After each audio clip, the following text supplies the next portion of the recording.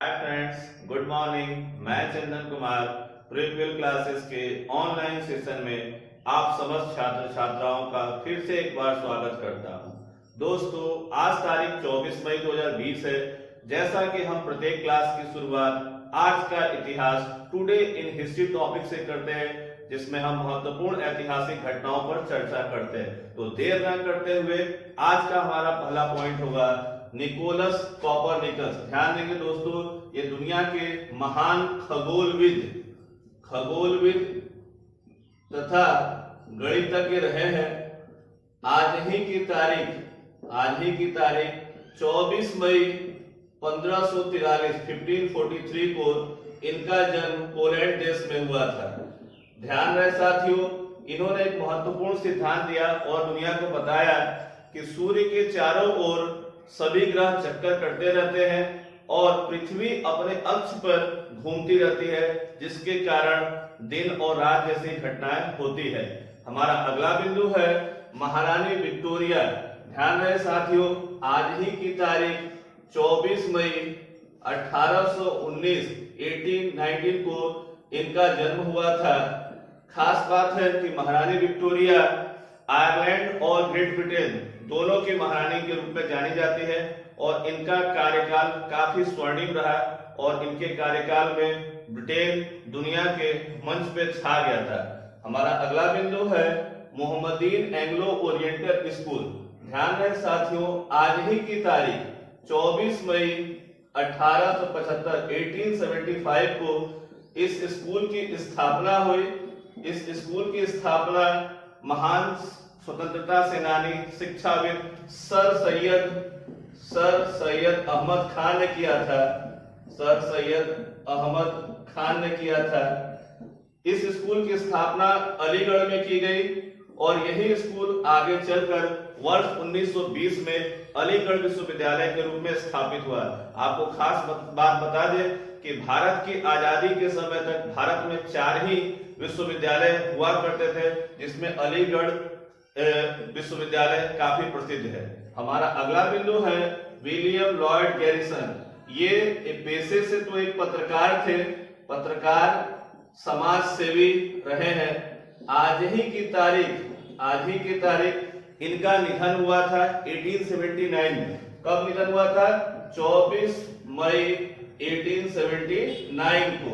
ये इनका संबंध अमेरिका से रहा है और ये दासता विरोधी आंदोलन के प्रमुख रूप से इन्होंने चलाया था। इन्होंने अमेरिका में दास प्रथा को समाप्त करने के लिए अग्रणी भूमिका निभाई थी। हमारा अगला बिंदु है काजी नजरुल इस्लाम। ध्यान है साथियों, इनका संबंध बांग्लादेश से है। ये बांग्लादेश के राष्ट्रीय कवि हैं और इन्हें विद्रोही कवि भी कहा जाता है। ध्यान रहे साथियों, इनका नाम पूरी दुनिया में ख्याति प्राप्त है। इनका आज ही की तारीख 24 मई 1899 को काजी नजरुल इस्लाम का जन्म हुआ था। हमारा अगला बिंदु है बछेंद्री पाल। कल के क्लास में भी हमने बछेंद्री पाल की चर्चा की थी। कल हमने चर्चा ये की थी कि 23 मई 1984 को बछेंद्री पाल ने माउंट एवरेस्ट के शिखर को छुआ था और ऐसा करने वाली वो भारत की पहली महिला पर्वतारोही, जबकि दुनिया की वो 5वीं महिला पर्वतारोही थी। परंतु आज की बात खास ये है कि आज ही की तारीख 24 मई 1954 को बछेंद्री पाल का जन्म हुआ था और ये किससे संबंधित है? तो पर्वतारोही है। हमारा अगला बिंदु है मार्गरेट थैचर इंग्लैंड की पीएम रही है। खास बात यह है कि मार्गरेट थैचर ब्रिटेन के इतिहास में पहली महिला पीएम रही है और खास बात यह है कि आज ही की तारीख 24 मई 1986 को ये इजराइल की यात्रा पर गई थी और इजराइल की यात्रा पर जाने वाली ये इंग्लैंड की पहली प्रधानमंत्री है। एक बात और आपको बता दें कि इंग्लैंड में अब तक केवल 2 ही महिला प्रधानमंत्री हुई हैं, पहली मार्गरेट थैचर और दूसरी थेरेसा मे, जो अभी 2019 में उनका कार्यकाल समाप्त हुआ। हमारा अगला बिंदु है के.एस. हेगड़े। ध्यान रहे साथियों, आज ही की तारीख 24 मई 1990 को इनका निधन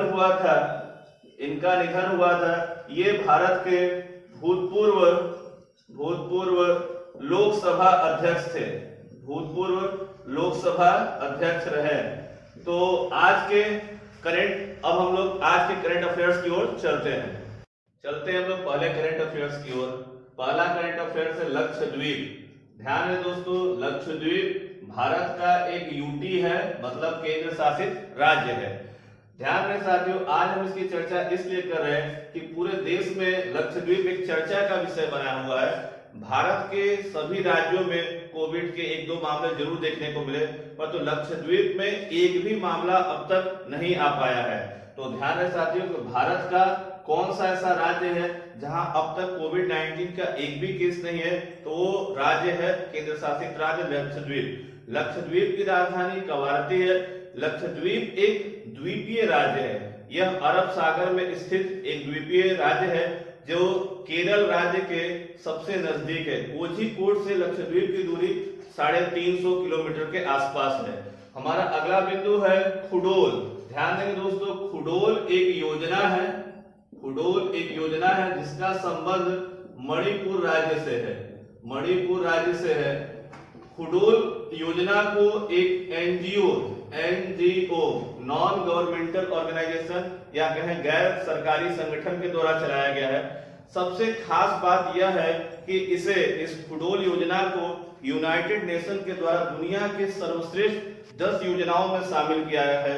वर्तमान में जो कोविड-19 के दौर में हर देश, भारत के अलग अलग राज्यों में कई तरह की योजनाएं चलाई जा रही है, उसमें पूरे विश्व में टॉप 10 योजनाओं में खुडोल को रखा गया है। खास बात क्या है कि इस योजना के अंतर्गत एक एलजीबीटी समुदाय, एल का मतलब लेस्बियन, जी का मतलब गे, बी का मतलब बाइसेक्सुअल और टी का मतलब ट्रांसजेंडर। एलजीबीटी समुदाय के लिए कोविड-19 से लड़ाई के लिए अलग व्यवस्था की गई है और राज्य में कैंसर पीड़ित लोगों के लिए भी अलग से व्यवस्था की गई। तो मणिपुर राज्य में कोविड-19 की लड़ाई में खुडोल योजना काफी सक्रिय है और यह वैश्विक स्तर पे अपना स्थान बनाए हुए है। तो यूनाइटेड नेशन ने क्या किया है, यूएनओ ने इसे सर्वश्रेष्ठ योजनाओं में शामिल किया है। ध्यान रहे साथियों, सर्वश्रेष्ठ योजनाओं में शामिल किया है और इसका संबंध किससे, कोविड-19 की लड़ाई से। हमारा अगला बिंदु है गोल्डमैन सैक्स एक रेटिंग एजेंसी है जिसका संबंध अमेरिका से है। अभी हाल ही में फिंच के द्वारा और दुनिया की अलग अलग संस्थाओं के द्वारा विभिन्न तरह के रेटिंग जारी की गई है। गोल्डमैन सैक्स ने यह कहा है कि भारत आने वाले समय में, अगले वर्षों में मंदी की ओर जा रहा है। भारत की आर्थिक वृद्धि दर भारत का जीडीपी 0% से भी नीचे -5 तक पहुंच सकता है, जहां हम लोग का 2020-21 का वित्त वर्ष में हमने लक्ष्य रखा था कि हमारा विकास दर 5% होगी, परंतु आज स्थिति यह है कि गोल्डमैन सैक्स का कहना है कि भारत की वृद्धि दर -5 तक जा सकती है और भारत एक भयंकर मंदी की ओर जा रहा है। अभी हाल ही में जापान दुनिया का पहला विकसित राष्ट्र बन गया है जो वित्तीय रूप से काफी प्रभावी हुआ है और वह आर्थिक मंदी का शिकार हो गया है। हमारा अगला बिंदु है पीपीई किट। ध्यान रहे साथियों, जब से भारत में कोविड-19 शुरू हुआ है तब से पीपीई किट को लेकर के देश में लगातार आरोप प्रत्यारोप का दौर चला। क्यों? क्योंकि भारत में कोविड-19 से पूर्व भारत में पीपीई किट बहुत कम बनाए जाते थे, परंतु खास बात यह है कि अभी हाल ही में भारत चीन के बाद भारत दूसरा ऐसा देश बन गया है जो सर्वाधिक पीपीई किट का निर्माण कर रहा है। मात्र 2 महीनों में भारत ने ऐसा कारनामा कर लिया है। ध्यान रहे साथियों, कोविड-19 से लड़ाई के लिए हमें एक विशेष प्रकार के किट की आवश्यकता होती है, जिसमें फेस कवर, मास्क, शूज के लिए अलग से कवर, फेस शील्ड की व्यवस्था होती है। उसमें ये पूरा एक किट होता है, उसी को कहते हैं PPE kit, personal protection equipment. PPE का फुल फॉर्म होता है। हमारा अगला बिंदु है एमए हिंदी। ध्यान रहे साथियों, हाल ही में हमारे देश के एचआरडी मंत्री पोखरियाल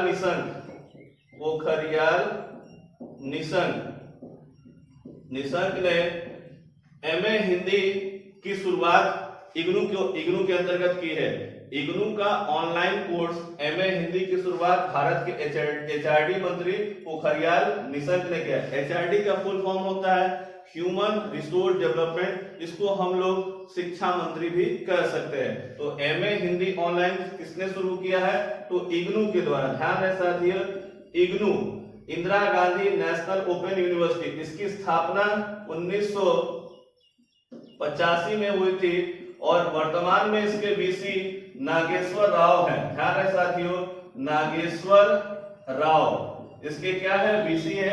इग्नू भारत में जितने भी डिस्टेंस लर्निंग के कोर्स होते हैं उनको एक तरह से मान्यता या कोर्स के संचालन की सुविधा देती है। अब ये इग्नू भारत के स्तर पर नहीं, वैश्विक स्तर पर Indira Gandhi national open university कार्य कर रहा है।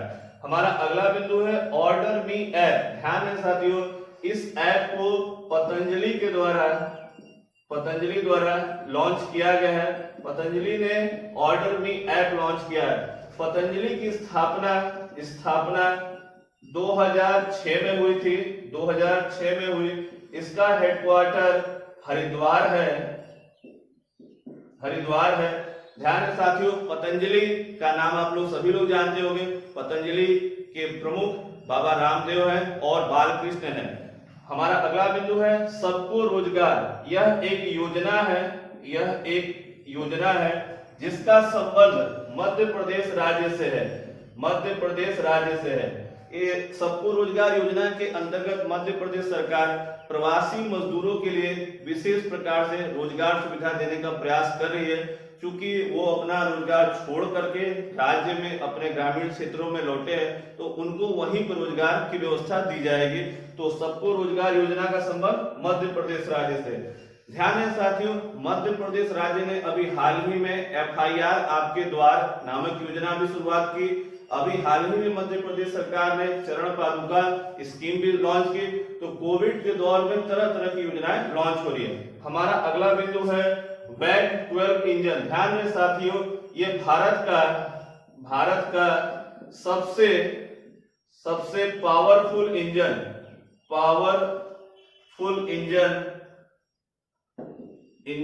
का स्टार्ट हुआ है। इसे भारतीय रेल के द्वारा स्टार्ट किया है। इसकी क्षमता 12,000 हॉर्स पावर की है। 12,000 हॉर्स पावर की है। ध्यान है, रेलवे के एग्जाम में इस टाइप के क्वेश्चन पूछे जाते हैं। वैग 12 इंजन क्या है? तो ये भारत की अब तक की मोस्ट पावरफुल इंजन है, जिसकी क्षमता कितनी है? तो 12,000 हॉर्स पावर के बराबर की है। अगला बिंदु है ओपन स्काईज ट्रीटी। ध्यान है साथियों, यह इंपॉर्टेंट होगा क्योंकि ओपन स्काई ट्रीटी से बाहर होने वाला देश यूएसए बन गया है। यूएसए ओपन स्काई ट्रीटी से बाहर हो गया है। ओपन स्काई ट्रीटी क्या होता है? वर्ष 2002 में लगभग दुनिया के 34 देशों के द्वारा एक ट्रीटी पर हस्ताक्षर किया गया कि ताकि इन देशों के बीच में किसी भी प्रकार की कोई मिसअंडरस्टैंडिंग ना हो सके। क्योंकि अक्सर होता क्या है कि एक अफवाह होती है कि अगला देश अगले देश पर हमला करने के लिए अपनी वायु सेना और सैन्य व्यवस्था को मजबूत कर रहा है। तो इस ट्रीटी के अंतर्गत यह व्यवस्था थी कि जो भी सदस्य राष्ट्र होंगे वो जहां से अफवाह होती है वहां अपना व्यवस्था दे करके वहां पता कर सकते थे। परंतु हाल में अमेरिका और रशिया के बीच में जो तनातनी लगातार बढ़ती चली जा रही है और अमेरिका का ऐसा कहना है कि रूस इस ट्रीटी का पालन नहीं कर रहा है, इसलिए अमेरिका ओपन स्काईज ट्रीटी से बाहर होने वाला देश बन गया है। 34 सदस्य राष्ट्र इसके थे। हमारा अगला बिंदु है एस्मा। एस्मा का फुल फॉर्म होता है एसेंशियल सर्विस मेंटेनेंस एक्ट। ध्यान है साथियों, एस्मा उत्तर प्रदेश सरकार ने, यूपी सरकार ने लागू किया है। खास बात है कि वर्तमान में जो दौर चल रहा है वो कोविड-19 का दौर चल रहा है, इसलिए राज्य सरकार का यह प्रयास है कि किसी भी संस्था में किसी भी प्रकार का कोई गतिरोध ना हो और कार्य सुचारू ढंग से चलता रहे और किसी भी तरह का विद्रोह ना हो, किसी भी तरह की कोई तालाबंदी ना हो। इसलिए उत्तर प्रदेश सरकार ने अपने यहाँ एस्मा लगा दिया है, जिसके अंतर्गत अगर कोई संस्था के कर्मचारी किसी भी प्रकार का कोई विद्रोह करता है या तालाबंदी करने का प्रयास करता है तो उसे बिना वारंट के गिरफ्तार किया जा सकता है और उसकी गिरफ्तारी 1 वर्ष तक के लिए हो सकती है। ध्यान रहे साथियों कि एस्मा उत्तर प्रदेश सरकार ने कितने महीनों के लिए लागू किया है, तो 6 माह के लिए लागू किया है। तो अगले 6 माह तक उत्तर प्रदेश में एस्मा लागू रहेगा। हमारा अगला बिंदु है हांगकांग सुरक्षा विधेयक। ध्यान रहे साथियों, यह चीन ने अपनी संसद में पास किया है, अपनी संसद में पास किया है। खास बात यह है कि पिछले 7 महीनों से हांगकांग चीन से स्वतंत्रता के लिए लगातार आंदोलनरत है और हांगकांग की सड़कों पर लगातार लोग धरना प्रदर्शन और तरह तरह से विद्रोह कर रहे हैं, परंतु तो चीन हांगकांग के इस प्रदर्शन को रोकने का भरसक प्रयास कर रहा है। इसलिए उसने अपने यहाँ संसद में हांगकांग सुरक्षा विधेयक पारित कर दिया है, जिसके माध्यम से जो लोग भी विरोध करेंगे उन पे देशद्रोह का मुकदमा कर करके लंबे समय तक जेलों में रखा जा सकेगा। सबसे खास बात यह है कि 1997 से पहले तक हांगकांग पर ब्रिटेन का अधिकार था, परंतु 1997 के बाद हांगकांग चीन के अधीन हो गया है। परंतु पिछले 1 वर्षों से हांगकांग अपनी स्वतंत्रता के लिए एक लंबा आंदोलन चला रहा है और उस आंदोलन को चीन लगातार दबाने का प्रयास कर रहा है। उसी क्रम में चीन ने अपनी संसद में हांगकांग सुरक्षा विधेयक पास किया है। हमारा अगला बिंदु है मीठी क्रांति। ध्यान रहे साथियों, भारत में 2014 से बीजेपी की सरकार है और प्रधानमंत्री नरेंद्र मोदी है, लगातार दूसरी बार भी वो जीते। प्रधानमंत्री का शुरू से ही कहना है कि किसानों की आय को दुगनी करना है, तो किसानों की आय को दुगनी करने के लिए भारत सरकार ने मीठी क्रांति पर विशेष रूप से फोकस किया है, इसलिए इस समय चर्चा का विषय है। ध्यान रहे साथियों, मीठी क्रांति का संबंध मधुमक्खी पालन से है और सरकार इस तरह के कार्यों के माध्यम से किसानों की आय को दुगना करना चाहता है। मीठी क्रांति। हमारा अगला बिंदु है अगापे चित्रमग्न। ध्यान है साथियों, यह कोविड-19 परीक्षण किट है जो हाल के दिनों में चर्चा में है, क्योंकि अगापे चित्रमग्न के माध्यम जो यह परीक्षण किट है, इसमें आरएनए के माध्यम से कोविड-19 के पेशेंट की जांच हो सकती है। तो याद रखिए ये इंपॉर्टेंट होता है कि अगापे चित्रमग्न क्या है, तो यह एक क्या है, कोविड-19 परीक्षण किट है। हमारा अगला बिंदु है यूएस सीनेट। ध्यान है साथियों, अमेरिका की संसद जिसको हम लोग कांग्रेस कहते हैं, कांग्रेस में 2 सदन है, एक है सीनेट, दूसरा होता है प्रतिनिधि सभा। जैसे हमारे यहाँ लोकसभा होता है और राज्यसभा होता है, उसी तरह से अमेरिका की सीनेट में एक विधेयक लाया गया है और वह विधेयक रिपब्लिकन और डेमोक्रेट दोनों पार्टियों द्वारा लाया गया है और उसमें यह रखा गया है कि चीन की जो कंपनियां हैं जो अमेरिकन शेयर सूचकांक में शामिल है उनको किस प्रकार से प्रतिबंधित किया जाए। क्योंकि अमेरिका ये पूरी तरह से मानता है कि कोविड का प्रसार चीन से हुआ है और यह पूरी दुनिया को परेशान कर रहा है, तो अमेरिका के सीनेट में चीन की कंपनियों को अपने यहाँ के शेयर सूचकांकों से बाहर करने के लिए एक विधेयक लाया गया है और इस विधेयक में यह व्यवस्था है कि जो कंपनियां चीन की हैं या और भी देशों की कंपनियां अगर सही ढंग से नियम कानून का पालन नहीं करती है तो उनको बाहर कर दिया जाएगा। ध्यान रहे साथियों, हमारा अगला बिंदु है अंटार्कटिका। ध्यान रहे साथियों, अंटार्कटिका दक्षिणी गोलार्ध में स्थित है, दक्षिणी गोलार्ध में स्थित है। हाल के दिनों में चर्चा इसलिए रही है कि अंटार्कटिका पर जो बर्फ पाए जाते हैं वो तो पूरी तरह से व्हाइट होते हैं, परंतु खास बात है कि अंटार्कटिका में जो कुछ जगह पर हरे कलर के बर्फ पाए गए हैं, जिसका वैज्ञानिकों ने कहा कि ये शैवालों के कारण से अंटार्कटिका में जो बर्फ पाए जा रहे हैं वो ग्रीन कलर के पाए जा रहे हैं। खास बात है दोस्तों कि बर्फ का हरा होना ये कौतूहल का विषय है और वैज्ञानिकों के लिए सोचनीय भी था, परंतु वैज्ञानिकों ने इसको क्लियर किया कि यह शैवालों के कारण वो जो बर्फ वाला क्षेत्र है वो वहां पर ग्रीन हो गया है। ध्यान है साथियों, आपको अगर हमारा वीडियो अच्छा लगता हो तो आप इसे शेयर करें, सब्सक्राइब करें और बेल आइकन का बटन दबाना ना भूलें। नमस्कार, धन्यवाद साथियों।